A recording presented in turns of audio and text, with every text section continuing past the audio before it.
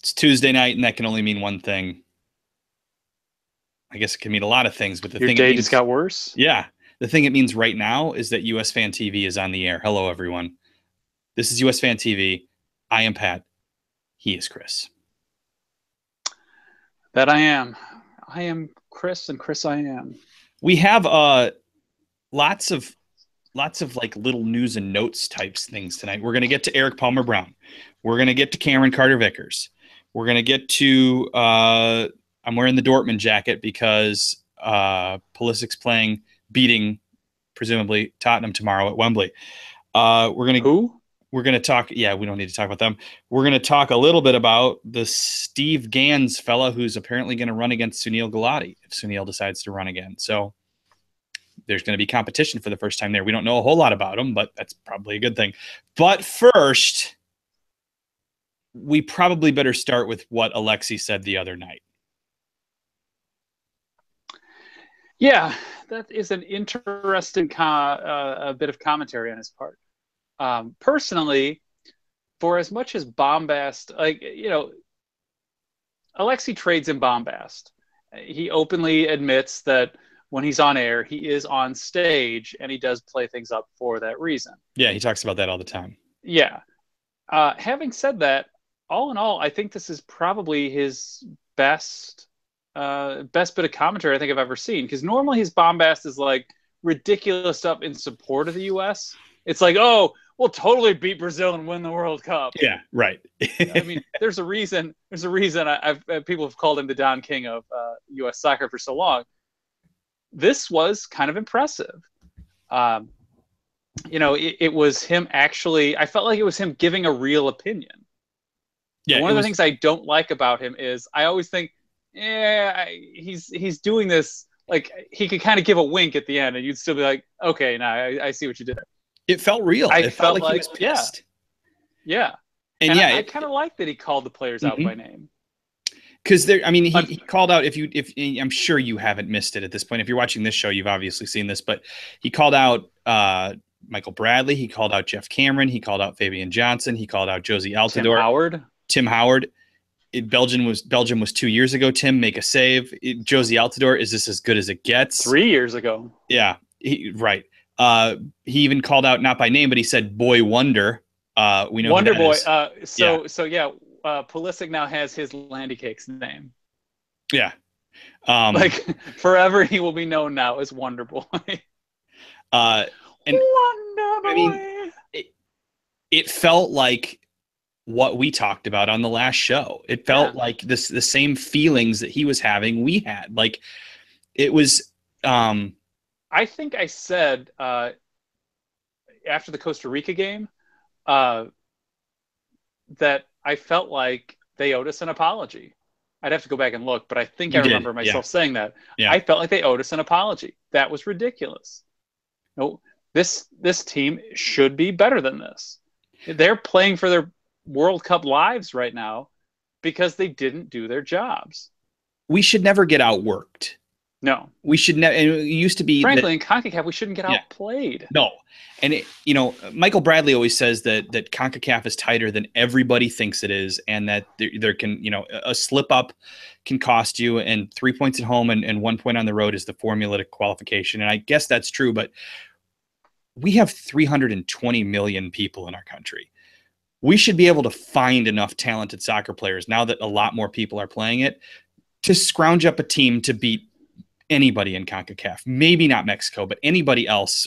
We could just put a team together. And it used to be that back when we didn't have that many players, we were known for being the team that was greater than the sum of its parts. That was, you put on the U.S. shirt and suddenly you're playing for something bigger, better. And that was when I started watching this team. We were the scrappy upstarts, and it was part of what drew me to it, because in every other sport we kick everyone's ass most of the time. I know we're going to win the swimming gold medal or the basketball gold medal, but I knew that we wouldn't always win at soccer. And besides loving the game, the fact that we had this team that represented our country that isn't as good as everybody else, it kind of drew me to it. This team now is probably on paper, and all the guys Alexi called out are the most talented, technically skilled group of players we've ever had. they are not the best team we've ever had. No, they just don't play it. And Alexi is absolutely right to call out every one of them, including Pulisic, probably. Yeah. If he's going to be treated like our star, if he's going to be our star, he needs to be treated like our star. And if we do poorly and he doesn't produce, even if he is being triple marked and kicked in the ankles all the time, you know, it's a lot to put on an 18-year-old, but find a way to score, dude. Find a way to create something. Yeah, I mean, you know, the only criticisms I've really heard about, you know, Alexi's comments, besides being, oh, it was just Alexi Lalas, was that, but he didn't offer any alternatives. He didn't offer any ideas of how to make this better. To me, I don't think it was necessary, because in the end, like, if you watch that Costa Rica game, they showed signs that they recognized they're the better team. Mm-hmm. They just weren't seeing it through. You know, they weren't actually making themselves do it. Like, they were playing as though they were the better team. They were doing the things that a better team does, but they were failing in the execution of that. And so we lost. And the same thing could be said of Honduras. We did lose in the end, but we almost did. And it kind of feels like a loss because of where we're standing. You know, in both cases, they played as though they were the better team. They kept kind of, well, to kind of steal from Alexi there, they kept a zen about them. You know, they kind of played it as, yeah, but we can get back into this. You know, we don't need to get upset. We don't need to worry. Right. We've still got this. And we're watching at home. It's the 75th minute. We got to get off our ass and we got to do something here. We're watching at home and it's the 75th minute and it's like two guys are out there playing at the speed they need to be playing at. And everybody else is, I mean, like I said, after the game, credit to Paul Areola, who came on and busted his butt.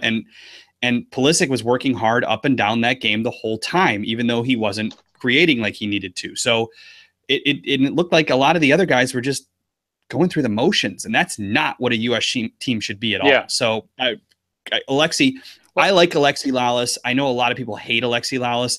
I like him because I get what he's doing. Like you said, Chris, he's putting on a show and he knows it and he says it and it's fine. I like him. And I'll say I met him in Denver and he replaced Jeremy Roenick as being the nicest professional athlete I've ever met. Obviously, he's former professional athlete at this point, but he was amazingly nice. So very cool guy. And I completely agree with what he said about those guys. And hopefully it does something. Hopefully it lights a fire under their ass. I doubt it will, but I did really like his point about Bradley. We don't need you to be zen out there. It's true. Like, when was the last time we saw Bradley just angry? I don't know. And part of it, I think, is that was his way of refining maybe some of his early kind of hot-headedness, where he was a risk. Like, anytime in the second half of games, in his early days, he was a risk of a card, possibly a red card, because he was going to go into a wild tackle.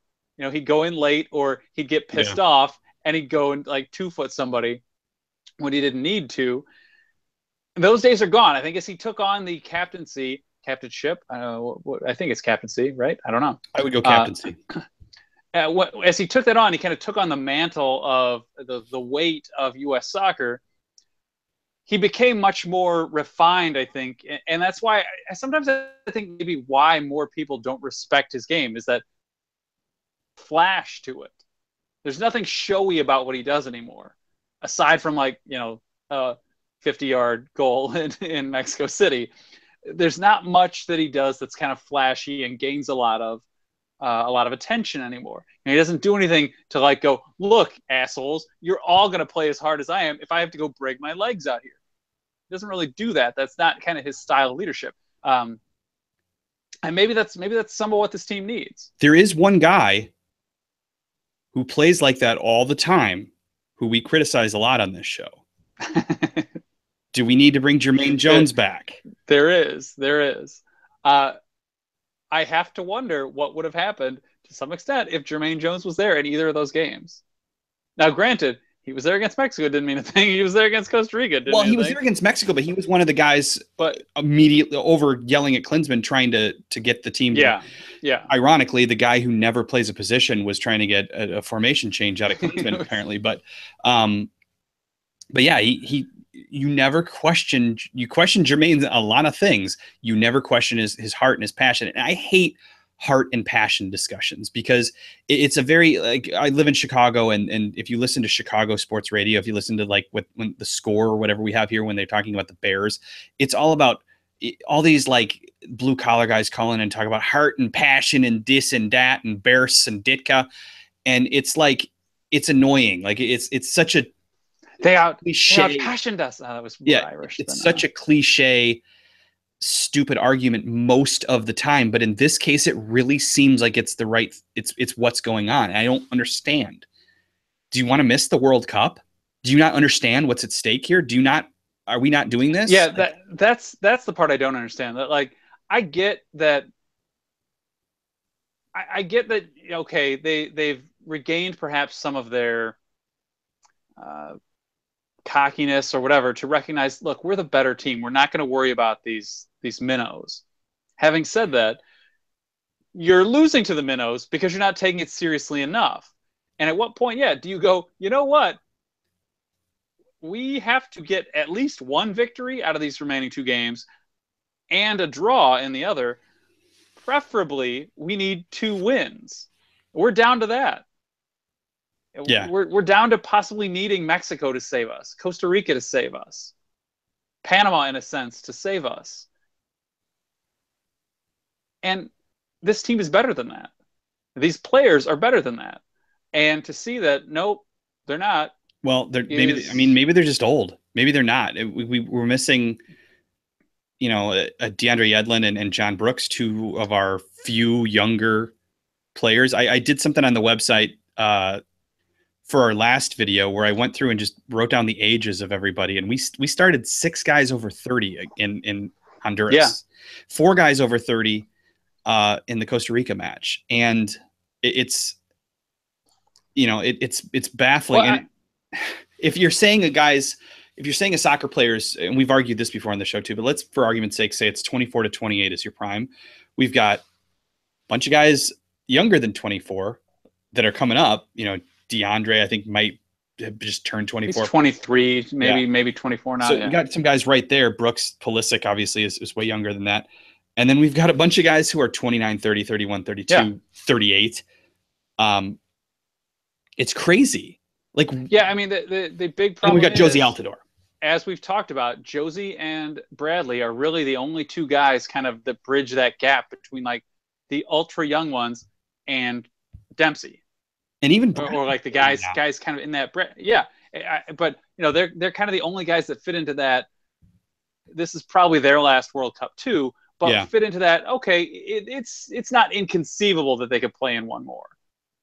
One of the reasons I think when people say, and we kind of get into this, I think was last time, about this team is better than we were 20 years ago. When people say that, they forget or they don't know what they're talking about. But we have kind of plateaued because we didn't have that next generation of guys that would either come in with Bradley or come in just behind Bradley and kind of bridge the gap between him and the next group of guys, between him and or him and Pulisic. We're missing that group in there. And that's one of the problems of, if we don't miss this World Cup, we run the risk of missing that group again later on. Because there are kids now at 9 or 10 or whatever who, if they don't see this World Cup next summer, because, hey, they're 9 or 10, you can't count on them to like watch this on a dedicated basis. If they miss that, they miss the idea that, oh, this is what I could do. I want to do this someday. And they become the next Bobby Woods. Bobby Wood, he tells his story of, he didn't even know what the hell soccer was. He just happened to see the World Cup, and he was like, whoa, this is cool.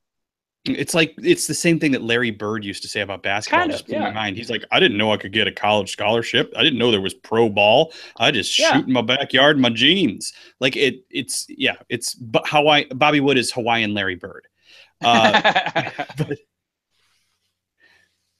So my point is, we're missing in 20 years or something. We may hit another dip if we don't make this, because those kids that could have, would have, should have seen this won't be there. And we have to prevent that from happening. And the way you do that is by making the World Cup. It's not just about, can we get more fans to come and watch games? That's nice, say, when we put a World Cup qualifier versus Costa Rica in New York. Sure. Or when we want to play Mexico in San Diego or LA or Houston or Dallas or Chicago. Okay. But beyond that, it's not just about getting more people in the seats. It's not just about getting more viewership. All that does is make U.S. soccer more money. Great and all, but it just means I pay more for tickets. I don't care about that. Ivan's got a great point too. If we do miss the World Cup, every dual national is going to choose Mexico or whatever other country actually, they can I hadn't choose. thought about that. Well done. Yeah. Yeah, no, that is an excellent point. And you are dead on right.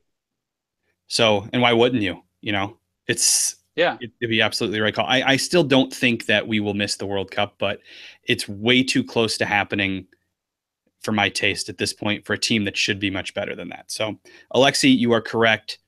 We invited Alexi on the show. Maybe we're not big enough for him. I don't know. I hope you're watching. Yeah, Alexi. you guys will have to make a point and tell him that he should come watch us and should come talk to us. Yeah, I mean, really, I guess what I like, and this is where I don't feel, I started to say this before, he didn't have to kind of give a reason for what he was saying or give an alternative. Was realistically, they just need to play better. We need to position ourselves better in space or take up more space to interrupt, either get ourselves open in better positions or to interrupt the other team, or we need to pressure their defense faster and more effectively. We need to attack more directly, or at least faster, more coordinated. It can't just be pass the ball to Pulisic and sometimes Nagby and go, figure something out. Exactly. Go do something. Go do your thing. They are so disjointed in midfield, especially when the opponent is deliberately taking out Pulisic and taking out Nagby. Yeah. We have nobody else who creates, and the entire flow of the midfield doesn't work, especially when Michael Bradley is deeper than the center backs. It just does not work. There's nobody to bridge that gap. I'm wondering if 4-3-3 is the right way to go for us in the future. And I know Bruce probably isn't going to make huge changes. My trouble with that is that I don't think we'd have enough guys in the middle. I think we still need to support the defense. I think 4-2-3-1 may be our best. It's probably our best because it positions. Right now, it positions us with another guy in that midfield to cover for the defense, but also to help facilitate moving that ball across the field. And maybe that's up the field. If we're not going to ever bring in Sasha Kleshton or Benny Feilhaber again, and it appears we're not, maybe it's in that 4-2-3-1. You then get Kellen Acosta, and we saw, what game was it? Was it Jamaica? Was it Costa Rica, where Kellen was basically almost as high as a 10? Like he was playing further up because Costa Rica, I think, it seemed to work for us. So maybe that's the pairing. You go Bradley and Kellen and let Kellen, take off forward a little bit and keep Bradley parked where he is. So I don't know. The Christian's asking why Arena has put Pulisic out wide again. More and more you're seeing those 10 type players pushed out wide. I mean, saw Messi do it a few times for Barcelona today. Yeah, exactly. And it gives them the creativity to work the space or drift in. I don't know. I mean, there are a few ideas with it. One is, at his speed and size and age, you don't necessarily, when they're already going to try and pull 2 or 3 defenders on him, one, you don't want to shove him in the middle where they could put 3 or 4 on him, but also you're drawing more guys out of the middle, which should, in theory, make more space in the middle for the other players. So while he's drawing those players to him, he can then make a pass to someone. It just hasn't worked that way. Too often, I felt like when he got the ball in these last 2 games, he wanted to dribble in places where maybe it wasn't always to his best choice. He could have perhaps done something else, or maybe should have, and wouldn't have taken a hit, or maybe could have done a give and go or something where it would have gotten him open again. In many cases, when you saw him take a hit, the camera was so zoomed in that it was hard to tell where some of the other players were exactly, see what his options were, like were players marked up. But I did feel like in too many instances, he was left to his own devices. It was sort of like, we're going to get you the ball, you go dribble around a couple defenders and then get open. Well, okay, great, that works. Except when they close him down the way they were, both teams were, when it's two, sometimes as many as three guys. And hey, all you need is two guys to slow you down. The third guy can swipe your legs out, and we know he's not going to get protected in CONCACAF. So it worked, and then it becomes, well, who can take up the slack. And Nagbe, I felt like, was kind of stuck in the same position. It was like, well, get it to them, and then they'll dribble, and that'll solve the problem. Well, it wasn't solving the problem, but we didn't have a fallback option. So in that regard, I guess you could talk about what the alternatives are. But back to, I guess, the broader point, I felt like this was, some of Lalas's best punditry to date. Agreed. So nice work, Alexi. Erik Palmer-Brown is apparently signing a pre-contract with Manchester City. So after the season, after the MLS season, he's going to leave Sporting KC, go to Man City, where he's immediately going to be loaned out somewhere. I'm hoping it's not NYCFC because, he's back in MLS then. But he'd be playing for Patrick Vieira, which I think is a good thing. I really respect him as coach, and not just because I'm an Arsenal fan. But, again, it kind of feels like Miazga to Chelsea a bit, or Zelalem at Arsenal. It doesn't seem like, or Julian Green at Bayern, it maybe doesn't seem like he's going to ever play for Man City, but who knows? They must see something in him they like. So, well, yeah, the one thing is, and this is where it's a false view or a false opinion, is we do judge the guys like signing things now versus what kind of exists already amongst the American pool. So we're like, well, he could never play for Man City, because we look at it as, none of the guys we currently have played for Man City. DeMarcus played for Man City. Granted, that was Man City before. That was a bit of a different Man City. Current era Man City, certainly. But that was just kind of a joke there, I guess. My real point is, it's hard to project what some of these guys could turn into if they got the real opportunity. Would anyone have believed that Pulisic could have actually been wanted by someone like Barcelona 2 years ago? We didn't even know who the hell he was. Yeah. Will Palmer-Brown turn into more? I don't know. Maybe not. It's hard to say, but it's not necessarily fair to judge him versus, well, yeah, but we don't have anybody else who could do it. So clearly he'll never be that good. At some point, there will be somebody who's that good, who's not named Pulisic, too. As Douglas points out, Man City is weak defensively. It is their one that is true problem. And maybe Pep sees something in him that he would like. So, that'd be pretty awesome to see an American playing at that level. So hopefully, fingers crossed he can make that happen. But it's probably not going to happen for. Yeah, I would say if it happens, it's several years off at best. You got to figure probably 3 years somewhere, maybe 2 years in the 18, and at that point, he's reaching an age where, like, he's got to be playing somewhere. So it's not like I'm predicting it will happen. I'm just saying sooner or later something like this has to pan out. Speaking of defenders owned by large clubs, Cameron Carter-Vickers scored a goal today for Sheffield United. They won that game. I'm just happy he played. Scoring is gravy, but nice to see him actually on the field is the big thing.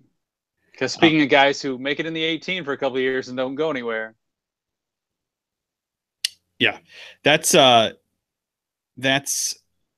puts them. It's the 1-0 win puts them 2. I have written down. My handwriting's terrible. I think they're 2 points back in the championship, out of first place. So maybe it's really early to be saying this, but maybe they make the Premier League next year, and maybe that loan deal continues, and we've got another guy in the Premier League. But there's a lot of moving parts there that need to happen. If he's awesome, though, I would think Tottenham would maybe want him back. So, but like I said, for a guy that was sitting on the bench for so long for a team that we dislike, it's nice to see him playing somewhere and scoring and doing well defensively. And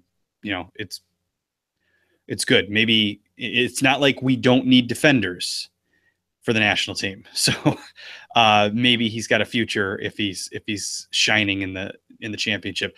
Bruce is probably likely to just go with somebody from MLS, but uh, maybe he can really impress and get a shot with the national team sooner rather than later. He still has not played for us, has he? Isn't that correct? He did he actually get in with Don't the we full need to cap squad? tie him because he's English as well? It'd be, Yeah, I think we still do. I think we still yeah, do. I He's think played so. youth Somebody levels, will. but I don't think he actually got a game. Um, I don't think he actually got into a Yeah, game people are saying no. with the full So national team. I thought that was the So case as well. yeah, there's that. We are struggling with defender injuries. So while Bruce could turn to someone from MLS, thanks Graham Zusi over and over and over. Uh, I do think there's the possibility that we could be looking at other players uh, over the next 6 months getting a chance because we know about Brooks' injury. Cameron now is out for a couple weeks. They're saying with an injury. Uh, Omar didn't exactly shine in many of his opportunities lately.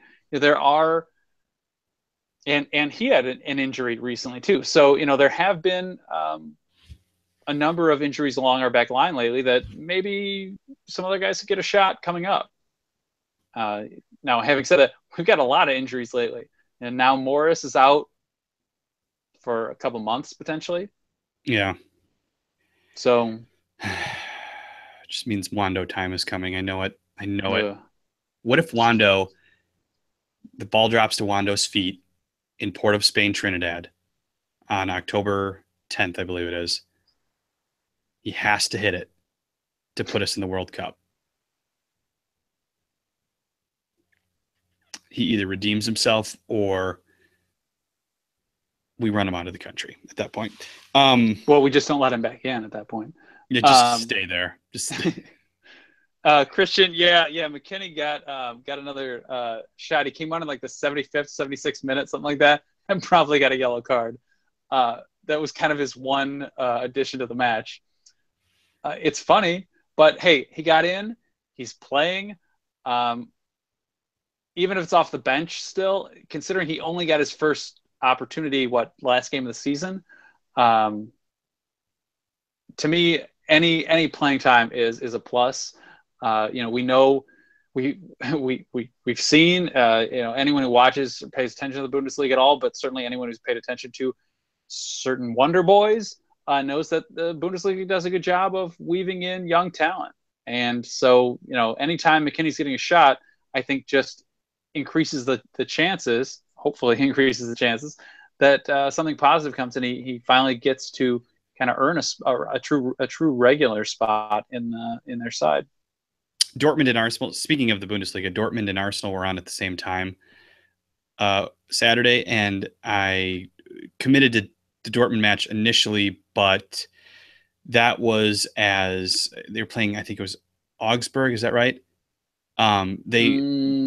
Whoever it was, they parked. I the don't remember, bus but yeah. as much as they got to that right was part a early. terrible game. Parked the bus as much as a team could possibly park the bus, and it was basically Dortmund running a drill for about 80 minutes, passing it around the final third, hoping to get a chance, and it never happened. Whereas the Arsenal game was free flowing, and Arsenal actually looked good. Of course they did, because the pressure's off now that they've lost several games and they're not going to do well. Freiburg, yeah, it was Freiburg. Freiburg, yes, that's right. Nice job, Alex. Yeah, so maybe the decision to watch the Bundesliga over the Premier League in this case was not the best, but typically I've been enjoying the Bundesliga more than the Premier League. It's the style of soccer and the way the fans get into it. I've never seen anything like it. It's in pockets, like Celtic, Rangers, maybe Ajax. There's groups of fans of certain teams, Liverpool, I would say reluctantly, that are awesome, but seems like everywhere in the Bundesliga, the fans are just awesome. So that's one of the cool things about it too. So yeah, and I got a jacket now, as you can see. So I'm fully committed. Suck up. Suck up. Yes, Tottenham and Dortmund play tomorrow at Wembley. What are we expecting? I only know who one of those teams are, so it's here's the thing. we're biased. We're Arsenal fans, and we love Christian Pulisic. So I think we're going to have a vision of how this is going to go. But I don't think it's wrong. Tottenham sucks at Wembley in the Champions League. We saw this last year. German teams tend to beat English teams quite a bit. I think Dortmund comes out of there with a win. Maybe I'm way off, but I'll be pissed if I'm off on this, because it's the double whammy of Pulisic losing and Spurs winning a Champions League game, which would just I just can't. But yeah, hopefully we get out of there. Hopefully Dortmund gets out of there with a win, and we get to laugh at Spurs. It'd be fun. Seeing the comments go by, what happened to Perry Kitchen? I think we've seen the last of him for the U.S. Hearts kind of just shipped him out the door. Yeah. Even though he was captain, like the season before or whatever, they just kind of they shut him down about halfway through last season and let him walk. He's in the Danish league, and my take is at this point he's far enough down the pecking order that I think we've seen the last of him in a U.S. uniform. Ivan says he wants to see Polster at right back. I would like to see Polster with the national team as well. Polster and Tyler Adams. I think the issue you're going to see there is that right back Bruce seems to have his guys picked already. I mean, when even Timmy Chandler can't get a shot. True. And who had a great game over the weekend, by the way. Again, we have our issues with him, but you watch him in the Bundesliga, and it sure looks like a guy that you want in your team. Even if maybe he doesn't have the heart to truly commit himself to the U.S., it's hard to turn away that talent, and we keep doing it. We keep going to Graham Zusi. I just have trouble believing that Polster, Adams, anyone really is going to truly get a shot when, if nothing else, Chandler's out there and even he can't get one. The final thing on my notepad tonight is that a Boston attorney named Steve Gans, Gans, I think I'm pronouncing that correctly, is going to run against Sunil Gulati, should Sunil run again, which he is expected to, for USSF president. So competition for Sunil, I think, is a great thing. I don't think Sunil is terrible, but I don't think we've moved forward as much as we would have liked under his watch. I think that I've certainly voiced my opinions against probably him time for somebody in different. The past. Yeah, I can't. The president doesn't run the day to day. Yeah, they do like other jobs. Like Sunil's a college professor. This other guy's, I think, an attorney, right? Yeah, it's they do their day to day jobs, but they exert their influence and come in, and some of them come in and take the handouts from the FIFA people. I think it's assured that Sunil will take this. Is going to run for a fourth term. Yeah, that is. He imposed his own term limit, so he says that's as much as a president can run or be in office. Coincidentally, when would his term end? But just a little bit before a World Cup would presumably return to the U.S. I think he's been hanging on in hopes that he could lock this up, and this becomes his lasting legacy. If the U.S. truly gets it. Like if Morocco drops out or something before the vote, or when the election is next year, is that right? Yeah, I believe so. Should the U.S. get the World Cup, maybe in advance, I think Sunil gets it regardless. I kind of feel like all these elections are maybe not popularity contests, but something somewhat akin to that. Like there's not a lot of real electioneering necessary, or maybe they've already been electioneered. They run unopposed because there's no point in trying to oppose them. All the opposition goes on behind the scenes, and what happens publicly is kind of has already been determined. So I don't know that anyone running really means anything. I think it may be a bit like when Grant Wall tried to run for president of FIFA. We should run for USSF president. Why not? You don't have a day job. You've got time. I could. This is your day job. Yes. I could. I think it would be, I think maybe I launch my campaign right here and now. What do I have to get signatures on a petition or something? I don't even know what the process is. I'd have to figure out the process of actually how to do it. But yeah, I would love to do it. I'm open to it. So there you go. Do you have anything else on your list? Are we out of stuff? I have nothing else. We have met all of my pre-produced notes for this evening. I think I would go with make USMNT great again. That seems to work if you want to get elected. I think it could rally the masses behind that. So, all right. This is USfanTV. We have a website. It is USfanTV.com. We have Twitter and Facebook and Instagram. If Pat wins, it'll be USsoccer.com. Yes, it will. We'll have a little section right there on the website for us. I might have to produce a propaganda poster for you. My platform would be, let's not suck. Let's just go out and play some talented people and win. What the hell was I saying? Oh, we have those social media channels. I didn't do a whole lot on them because I just got a dog, and the dog occupied most of my time over the weekend. So, but I'll do more. There's a dog. There's a dog. I'll put more up soon. So sorry about the weekend. I put up like 3 or 4 things or something. I'll do more. I promise.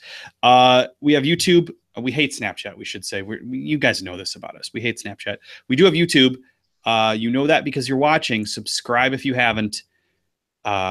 We love it when you do that. And tell all your friends to do the same. Tell all your friends, every one of them, to subscribe to this show. Chris, do you have any final words? No, thanks to everyone who has already subscribed. It is nice to see our numbers growing. Yeah, and you guys tell Alexi Lalas that he should go on our show. There you go. It almost worked with Jimmy Conrad. We got him to say he would, but we couldn't get him to kind of follow through on it. So we got to get hard on that, I think. Yeah, that's true. Well, I think it was that he wanted to do it like 6 months away, and it was like, well, we kind of let it die after that. So Austin, I have no idea what kind of dog it is. We got it at a shelter. She's brown and looks like a white. German pointer. That's what everybody has told me. That is not what they told us it was, but everybody believes it's a German pointer. So I have a German in the house. German short-haired pointer, yeah. Do you have any final words? No, you're done. Jim, that is awesome. That's how I'm ending the show. You're done, Sunil. I'm running for USF president, if I could just get it out of my mouth correctly. Thanks, everybody, for watching. We'll see you Thursday night. Goodbye. You are done.